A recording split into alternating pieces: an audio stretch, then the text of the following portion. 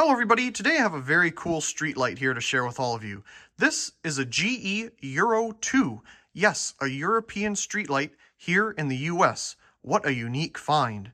Now this was a very generous donation to the channel from another local lighting collector, so a huge thank you to them in donating this to us to share with all of you here on video today. So this is a very unique light. I can't wait to turn it on for all of you. But of course, first, let's go ahead and take a look around and we'll get it mounted up and then we'll turn it on. There are so many unique points on this fixture, I'm not really sure where to start. So we'll just start on one end and work our way across. On the front here, we have our latch. Now as you can see, it doesn't really open from this side. It actually opens from the top. So we can pull it apart here and swing it open. Now that kind of leads to something else. This fixture doesn't open the traditional way that an American street light would. The top of it actually opens. So everything is mounted to the bottom half of the fixture here. And this mounting situation is kind of a big giveaway there. If you're going to be mounting the whatever way you choose it to the fixture, you can't really open the bottom anymore. So you got to open the top. So it's got a really unique way of getting to the insides. Now the only American street light that I know of that opens like that, and there may be others, is the Westinghouse OV12. I could be wrong, but I believe that one opens from the top. Just a unique design. Now, probably way more common in Europe, but not so common here in America. Moving on down, we will find our refractor and reflector assembly. Now, there's not much of a refractor here, obviously. We just have a very nice curved piece of glass and a pretty detailed reflector inside. So as you can see, if we take a look at an angle here, it's pretty much a SAG lens, just fancier. So you kind of get full cutoff, at least with this particular bulb, but you still get somewhat of a, curved lens, I guess you could say. Of course, all the light distribution is done solely by the reflector assembly inside. And that brings us to the bulb here. As you can see, it's got quite a small bulb inside, and that's not the original. The fixture was originally wired for 150 watt high pressure sodium, hence the NEMA tag here on the fixture. But the original owner wanted to make it a little bit more European. And in trying to do so, it's hard to locate tubular bulbs like this here in America. Couldn't really find a 150 watt tubular bulb like that, but did end up finding a 250 watt metal halide tubular bulb, kind of in a, high pressure sodium enclosure style here, and it looked really good in here. But I wanted to dim it down a little bit and bring it back to the high pressure sodium it originally was. Now this is 50 watt high pressure sodium, and it's the only high pressure sodium bulb I have in the collection here that is a totally tubular shape. So this works really well in here, and I think it makes it, get that really true European feel. Of course, it's medium base, so we do have a reducer in there, but I don't think that bothers it too much. It's a little bit comical seeing such a small bulb in there, but we'll see when it's turned on. I think it'll look pretty cool. Of course, we took a look at the NEMA tag here. Of course, 150 watt high pressure sodium is what it originally was. I'm sure this was a little bit more yellow before it was put out somewhere and then it lost its, color. And finally, moving on down here, we have the mounting situation. Now, this fixture has two different ways you can mount it. You can do post top or arm. And we're going to be doing arm in today's installation, but post top street lights like this are very common in Europe. Not so much here in America. We just use a post top fixture where it kind of lights in all directions, or a floodlight or something. So this is very uncommon. Now, there's a couple different ways you can configure the inside depending on how you want to do it. So obviously we're going to be mounting it on an arm today. So we have our little stepped assembly mounted to the bottom. If you want to do it to a post top, you'd mount it on these two bolts here, and of course it'd do stepped in a different direction, for your post top mount. And you can notice on that little stepped piece, vertical and horizontal marks right here. So you can get the degrees of, how angled it is when you mount it. So that's pretty unique. Of course, how in the world do you, clamp down onto the arm or the pole? You can put a, pipe in here, but how do you get it to stay? And that's where this thing comes in. This adapter right here fits into this hole. As you can see, we have two of the bolts here. It's kind of interesting. They use Allen wrenches. Maybe that's more common over there for a design, but definitely not seen very much here. This kind of falls down in here and sets into place. Well, once we get it in, that is. It's always fun. It's a little bit of a, puzzle. Okay, one struggle later, and we finally have it in place. And that's how it'll end up sitting. Once we have the arm in place, this will clamp down on it and, well, hold the whole fixture together. Of course, with nothing there, it just, falls out. But that's to be expected. It's made to be mounted in two different ways. They got a unique solution to that. So, let's flip the fixture over, because we're going to have to place it on its bottom here to open it up. So here's the top of the fixture. Note that we do not have a photocell socket. And of course we have our clamp already open from a little bit ago. So we need to open this up. It's not really opening, is it? There's something underneath here that's holding us back. 1 ounce of persuasion later, and we got it open. Let's see what was holding us back. It's a giant plug. What in the world is that? Well, I'm going to consider it some type of safety disconnect.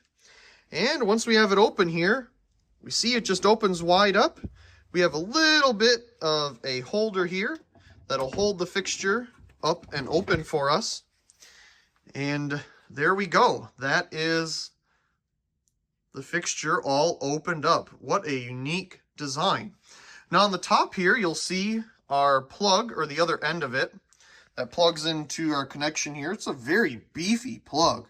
But naturally, if you had a high-powered, ballast in here or something, you'll definitely need a big plug like that. And it's just again, I believe, just a safety disconnect. So when you open this thing up, all of your components in here are de-energized. Of course, your terminal block is still energized naturally because, well, that's where your wire comes in and connects. But all of your other components, your bulb socket and all that, are at least de-energized while you're working on the fixture. So let's get another wide view here. Here's the inside of the fixture with the top cover totally removed. As you can see, we have our ballast in here. It's a Sylvania 50 watt high pressure sodium ballast. And of course our Sylvania igniter. We have our little terminal block here. A cover for the different mounting options. Of course, you can do the arm or post top mount.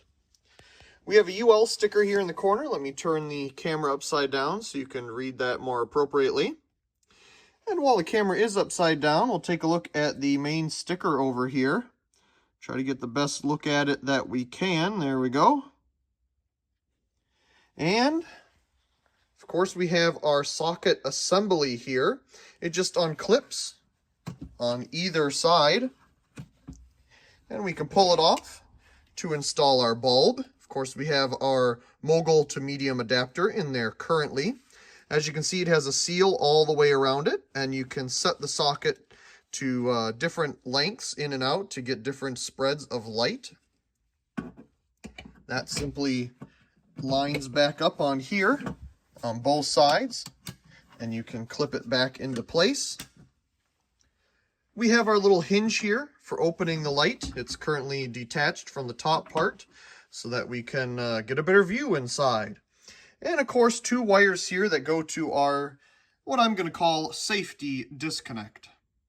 Taking a look at the top cover here, we have a couple more stickers. Let's turn the camera upside down and take a look at those.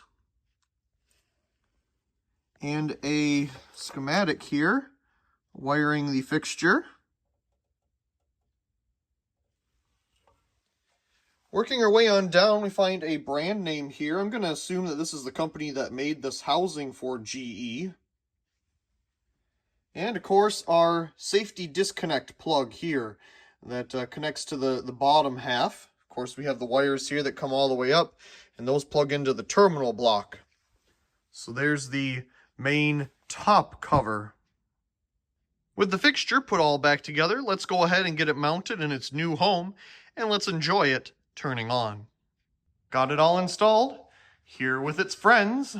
So, just had to move the 30 watt fluorescent here. It was across this way right back here, but obviously we can't mount it like that, and it works good in this situation. So, got a T12 bulb in it now instead of a T8. For whatever reason, the T8 wouldn't strike anymore after moving it. I don't know why, it's still grounded and everything, I just moved the position. But the T12 bulb here works fine. That's not what we're here for though. We are here to take a look at this fixture turning on, so let's set up the camera and do that. Let's go ahead and turn off the lights. We're currently at 119 volts. So let's turn it on here in 3, 2, 1. Brand new bulb, brand new ballast. Very cool. Okay, let's go ahead and get a measurement here while we're at it. Oh, gotta turn it into useful mode. Let's get a reading. We'll save that. Spectrum of the bulb, right after turn on. And CRI of the bulb, right after turn on.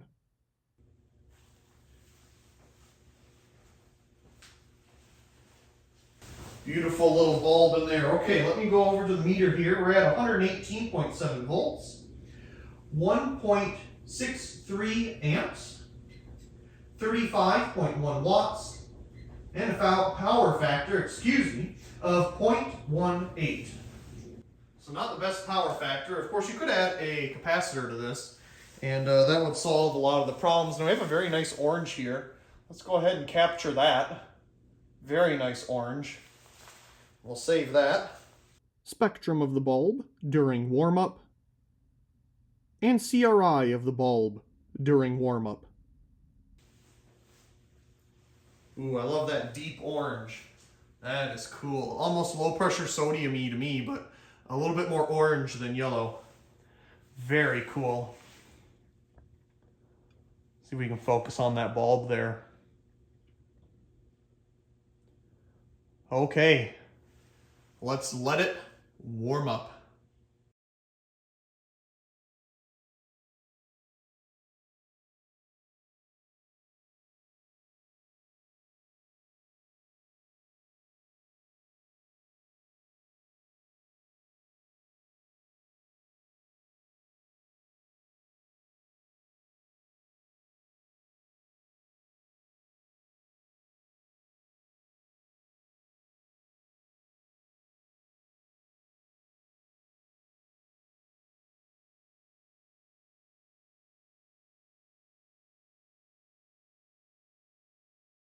Okay, I'm going to say that we're at full brightness here. So on our meter, we have 118.7 volts, 1.25 amps, 63.2 watts, and a power factor of 0.42.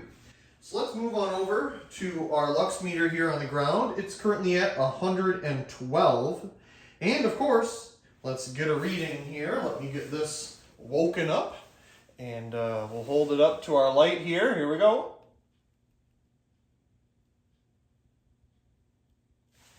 And we will save that. Spectrum of the bulb at full brightness. And CRI of the bulb at full brightness.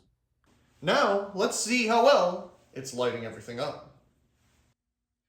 Doesn't seem like a lot of glare from this fixture. It does throw it in a very horizontal pattern here, as you can see.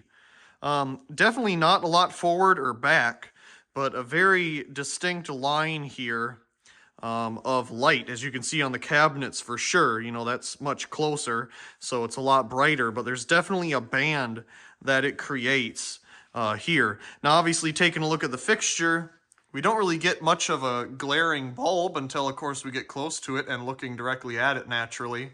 But if you're up here at this angle, you don't see it. It's just not that visible at the different angles here. Obviously, if you get it right in that band, it is incredibly bright. But that's to be expected. The reflector is doing exactly as it should. Now, of course, it would act a little different if we put the socket in, or, well, it's out as far as it can go, or, of course, we have a different bulb in there, putting the arc tube in a different spot. But it definitely spreads the light very nicely, at least if you wanted in that line, which is really what you'd want on a main road. Of course, you're lighting up the road. You're not really looking to light up everybody's house while doing so. So a strip that lights up the road, that's exactly what you're looking for. Really cool design, and it does throw the light very nicely. Almost forgot to take a look at our meter here, so let's do that. 114 is what it said there for a second. Time for a cool down.